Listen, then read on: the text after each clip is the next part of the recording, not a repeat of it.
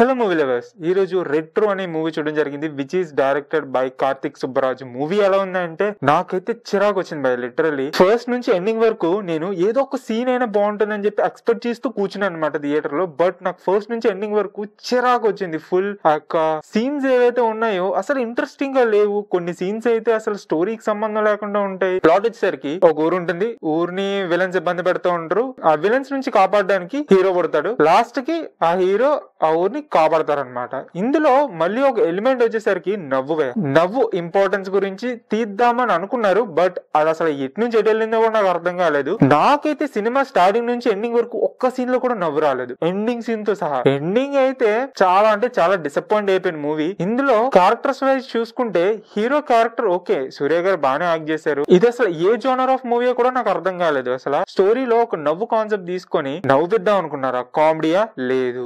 Actions అంతా neat గా ఉండి చాలా బాగున్నాయా? లేదు. సీన్స్ లైక్ ఒక సీన్ అయితే చాలా ఎక్కువ టైం వన్ షాట్ తీసుకున్నారన్నారు. ఆ షాట్ అయితే పిచ్చ బోర్ అనిపించింది. చూస్తున్నంత సేపు ఇంట్రెస్టింగ్ గా కూడా లేదు, లాగా అనిపించింది అసలు. అండ్ ఈ మూవీలో క్యారెక్టర్స్ కూడా నాకు అంతగా ఏమి అనిపించలేదు. ఎవరిని ఎలివేట్ చేయలేదు. అసలు విలన్ క్యారెక్టర్ ని ఎంత దారుణంగా చూపించారంటే అసలు ఎందుకున్నాడో కూడా అర్థం కాలేదు నాకు. లాస్ట్ కి ఒక వీపింగ్ చేసి పడేశారు విలన్ అయితే, కూర్చోబెట్టేశారు. అలా సూర్య గారి స్టోరీ ఎలా సెలెక్ట్ చేసుకున్నారో అని అర్థం కాలేదు. బట్ అంటే కార్తిక్ సుబ్బరాజ్ మీద ఎవరికైనా హీరోకి నమ్మకం ఉంటుంది, ఎందుకంటే ఆయన స్టోరీస్ కొంచెం డిఫరెంట్ గా ఉంటాయి. ఆ వే ఆఫ్ టేకింగ్ గానీ చూపించే విధానం గానీ బాగుంటుంది. బట్ ఈ మూవీ అయితే నాకు అసలు నచ్చలేదు. సూర్య ఫ్యాన్స్ అయినా సరే డిసప్పాయింట్ అయిపోతారు. బీజిఎం అంతగా అనిపించలేదు. సాంగ్స్ ఒక సాంగ్ బాగుంది, ఇంకా